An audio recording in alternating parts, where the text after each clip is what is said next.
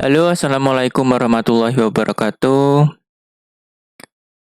Di video kali ini saya hanya ingin memberikan gambaran kepada teman-teman semuanya mengenai investasi ya. Jika seandainya kita berinvestasi di saham Bank BRI ya, Bank BBRI ini dari tahun 2010 sampai tahun 2022 akhir ini. Tahun 2022 akhir ini. Dan sistemnya menggunakan dollar cost averaging ya, DCA. Sistem DCA ini metode berinvestasi dengan cara bertahap.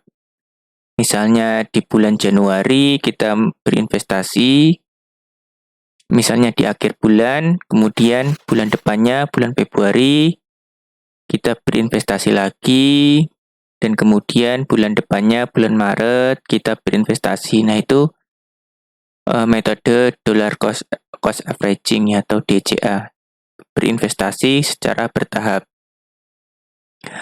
Nah, di sini saya hitung dari tahun 2010 ya, tahun 2010 sampai tahun 2022 Desember.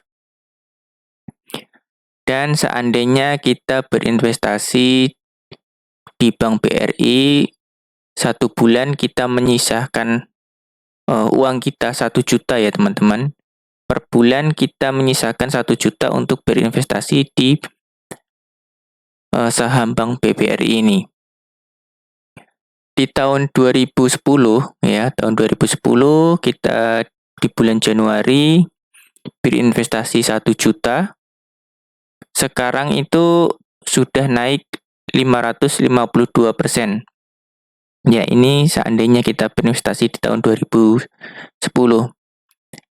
Kita dapatkan return sebesar 5.500.000 ya, 5.500.000 dari uang 1 juta.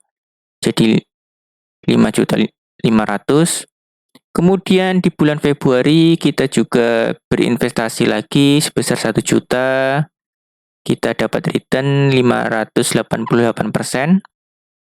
Kita dapat keuntungan 5.800.000-an. Dan di bulan Maret juga kita berinvestasi sebesar 1 juta, kita dapat 5.900.000. Dan seterusnya teman-teman. Setiap bulan kita menyisakan uang kita sebesar 1 juta. Dan di tahun 2010 dalam 1 tahun totalnya kita dapat ini 54.995.000 ya. Kemudian di tahun 2011 sama kita dapatkan 37 juta, dan kemudian di tahun 2012 ini maksudnya tahun 2011 ke 2022 ya.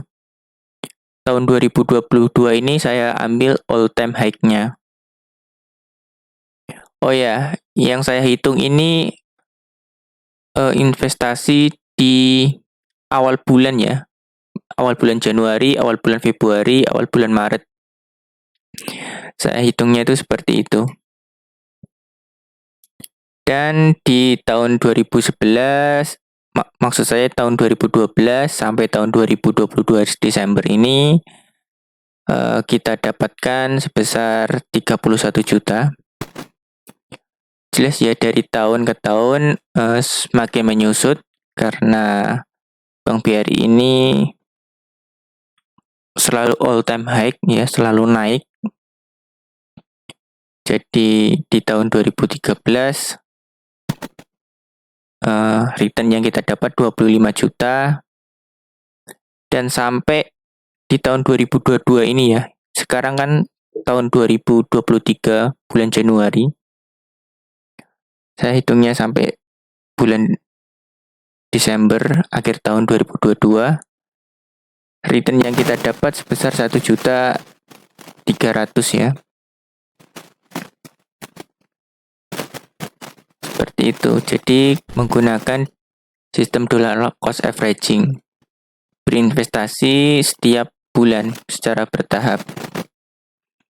Dan dari total ya, kalau kita total dari tahun 2010 sampai tahun 2022, kita itu mendapatkan return sebesar 225 juta ya teman-teman.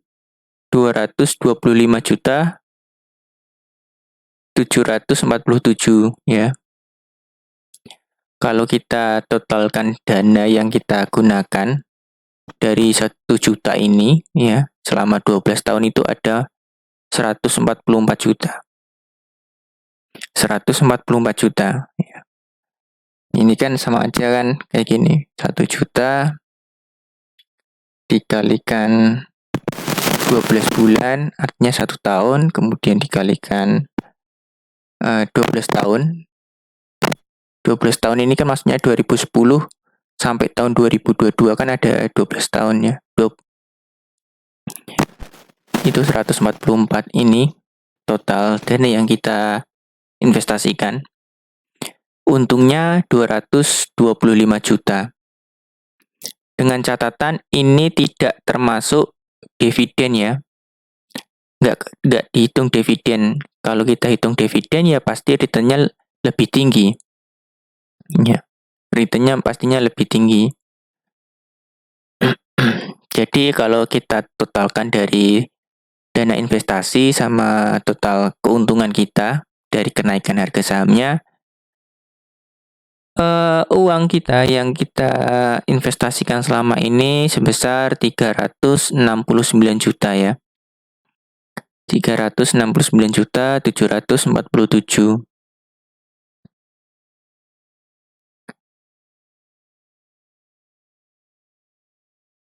Seperti itu ya, menggunakan sistem dollar cost averaging. Kalau misal kita mau 2 juta misalnya, atau ya 2 juta ya misal 1 bulan. Ya, kita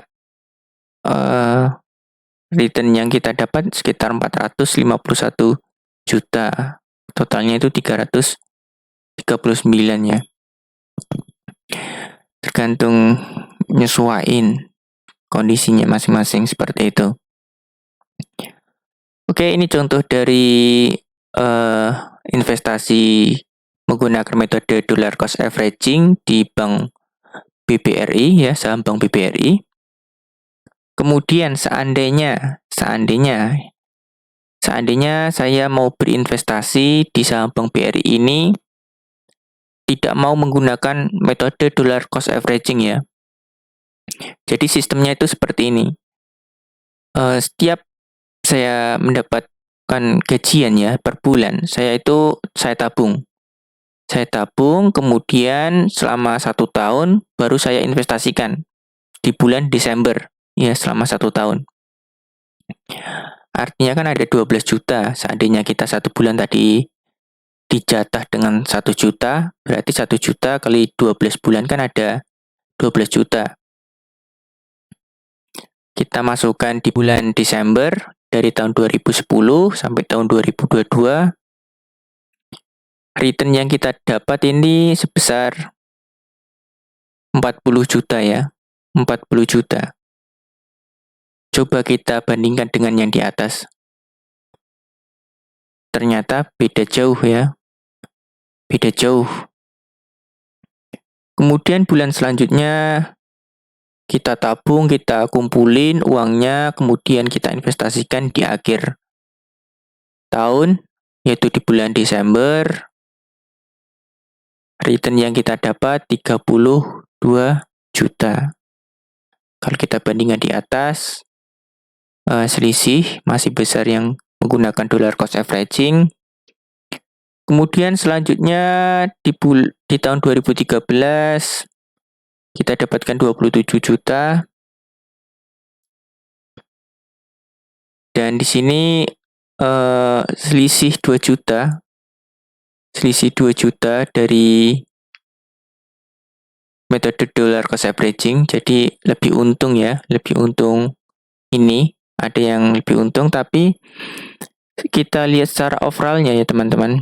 Kita lihat secara overallnya ternyata keuntungannya sebesar 193 juta. Keuntungannya returnnya itu 193 juta. Kalau kita bandingkan dengan dollar cost averaging 225 juta. Jadi beda jauh ya. Jadi di sini kita bisa dapat gambaran bahwasanya metode berinvestasi ini lebih menguntungkan menggunakan dollar cost averaging ya. Tentunya ini kembalikan ke pribadi masing-masing, nyesuaiin dengan kondisi. Oke, ada salah satu metode juga ya teman-teman, salah satu metode yang namanya lump sum. Metode lump sum ini kebalikan dari metode dollar cost averaging.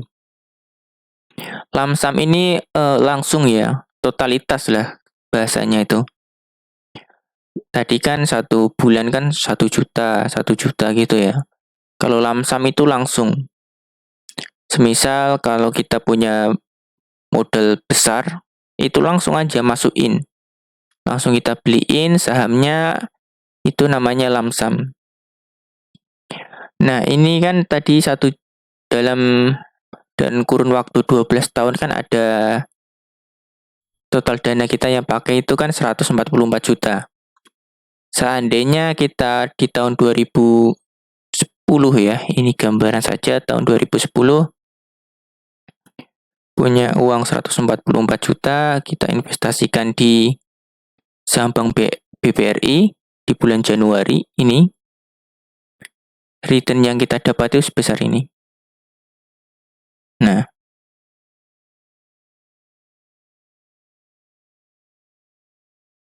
Rp795 juta.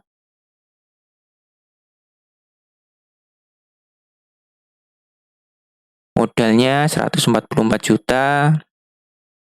Keuntungannya 795 juta. Jadi kalau kita total 939 juta atau hampir 1 M. Ya kurang dikit lah. Nah, seperti itu. Lebih untung mana? Ya jelas lebih untung lump sum. Tapi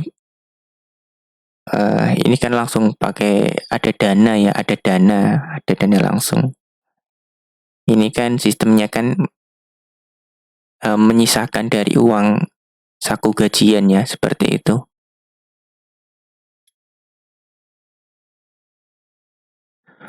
Oke, mungkin itu saja ya videonya. Jadi return ini tuh saya hitung dari saham Bank BBRI. Dari tahun ke tahun, dari bulan ke bulan ya maksudnya.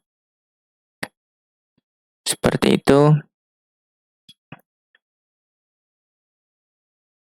Maksud saya membuat video ini tuh membuat gambaran saja. Kalau kita seandainya di tahun 2023 ini mulai berinvestasi ya, tahun 2023 sampai 12 tahun ke depan atau 10 tahun ke depan, 2040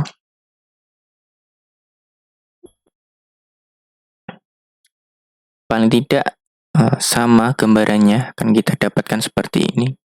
Karena terbukti saham Bank BBRI ini all time high seperti saham BBCA. Oke, videonya cuma sampai sini. Tidak bermaksud menggurui, hanya ingin memberitahu saja. Saya ucapkan terima kasih. Akhirul kalam. Assalamualaikum warahmatullahi wabarakatuh.